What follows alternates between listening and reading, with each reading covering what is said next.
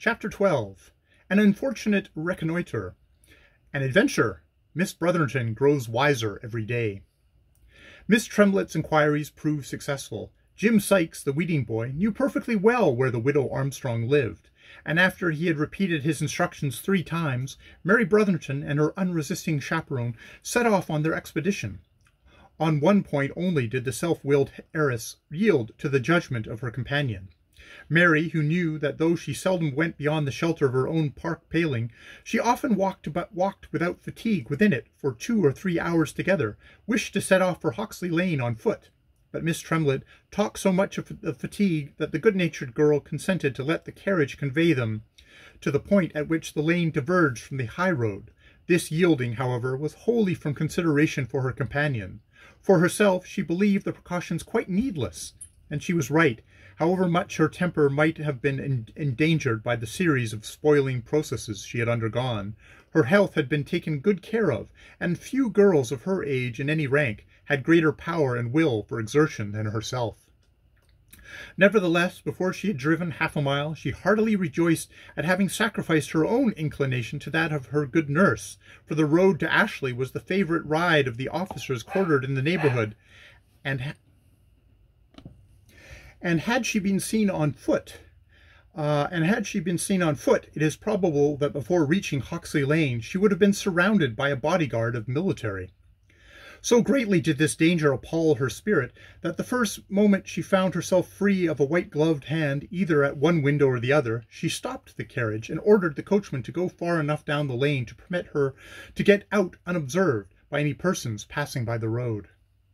But poor Mary was this day doomed to disappointment, and the indignant and almost passionate beating of her heart under it made her more conscious, perhaps, than she had ever been before, how deeply the business upon which she was engaged had entered into her soul.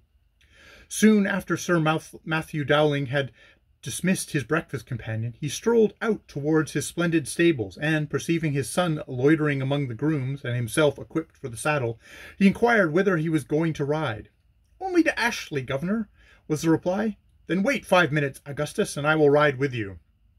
Whether the youth approved the proposal or not, he was fain to submit to it, and the evil star of Mary Brotherton contrived to bring them to the top of Hoxley Lane at the moment her carriage was about to turn into it. "Stop!" cried the young lady, accompanying the word with a very energetic pull at the check-string.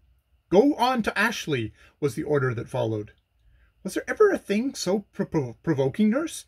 Do you see who those hateful men are?" "Why, 'tis Sir Matthew, my dear," replied the gentle old woman. "The wretch!" muttered Mary between her teeth at the very moment that Sir Matthew on one side and his languishing son on the other besieged her carriage. "Not for my right hand would I have him guess where I am going," thought she, as with a face suffused with the deepest carmine that agitation could produce, she forced her lips into an unmeaning smile in return to their salutation. The father and son came to exactly the same conclusion, and at the same moment.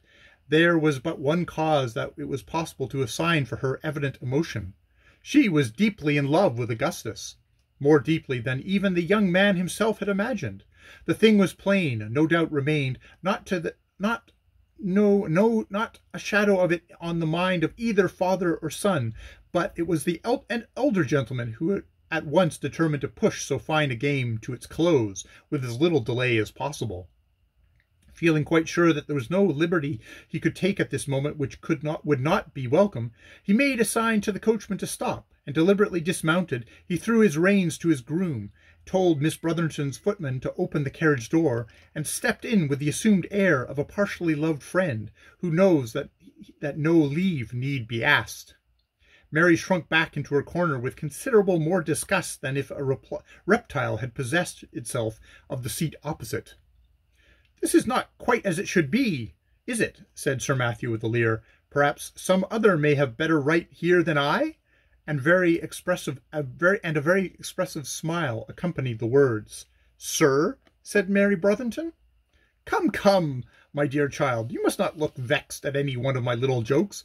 You know how we all dote upon you. Dear creature, how beautiful that sweet blush makes you look. He, there goes poor Augustus looking very much as if he could wring his papa's neck off.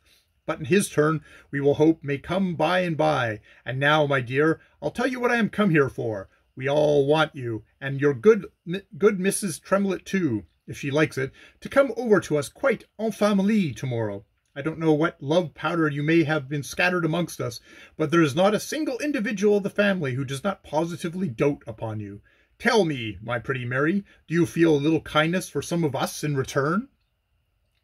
An attempt to take her hand accompanied this speech, and Miss Tremlett, who estimated pretty nearly her young lady's affection for Sir Matthew and his race, actually trembled for the consequences. But, to her great surprise, Mary answered, after a pause of a minute, "Oh, dear Sir Matthew, you're only laughing at me," in a voice so exceedingly childish and silly that it might, under similar circumstances, have made the fortune of a comic actress. And though she did not permit him to touch the hand he attempted to take, she placed it, together with its fellow, so playfully behind her that Sir Matthew could only laugh and call her "dear pretty creature."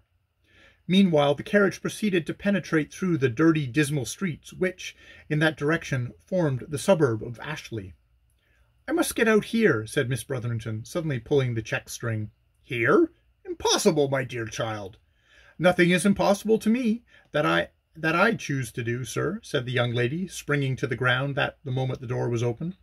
The knight was fain to follow. The animated Augustus threw himself from his horse at the same instant, and Miss Tremlett held herself suspended on the steps of the carriage to learn what she was required to do. "I wish to know what is the matter with these miserable-looking children," said Mary, approaching a half-open door, at each side of which, crouching on the stone steps, sat a pale and squalid-looking girl. The eldest might be 10 years old, the youngest was certainly not more than 6. "Gracious heaven! You're not going to speak with those creatures, Miss Brotherington," exclaimed Sir Matthew, while his son instinctively backed his horse into the middle of the street. "And why not, Sir Matthew?" said Mary. "You're not aware of what you are doing. I give you my honour you are not. You've no conception what these sorts of creatures are. My dear Miss Brotherington, get into your carriage. Get into your carriage, I conjure you." Mary looked at him, but said not a word in reply. "What ails you, my little girl?" she said, putting her hand upon the shoulder of the youngest child. "Billy Roller," answered the little creature. "Billy Roller smashed her," said the eldest girl, "but 'twas fallen asleep against the machine as lamed me." "Are you mad, Miss Brotherington?" exclaimed Sir Matthew. "Surely, Miss Tremlett, you ought to prevent your young lady from exposing herself to such scenes as these."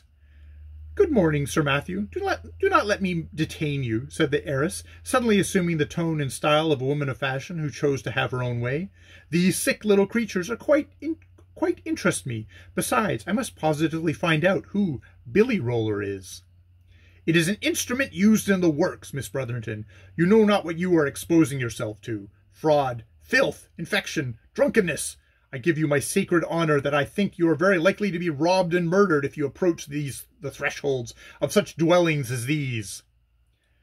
"I beg your pardon, Sir Matthew," replied the heiress, "but you must excuse me if I obstinately persevere in judging for myself. I know I am a spoiled child, neither more nor less, and such you must either give me up or bear with me. Permit me to wish you a good morning. I shall do more than approaching the threshold of this dwelling. I shall enter it." Having said this, she waited no further parley, but, taking a ragged child in each hand, set her little foot against the door, which already stood ajar, pushed it open, and walked in. Her first idea on looking around her was that perhaps Sir Matthew was in the right. Filth, she saw. Infection might lurk under it, and who could tell if fraud and drunkenness might not enter the moment after to complete the group.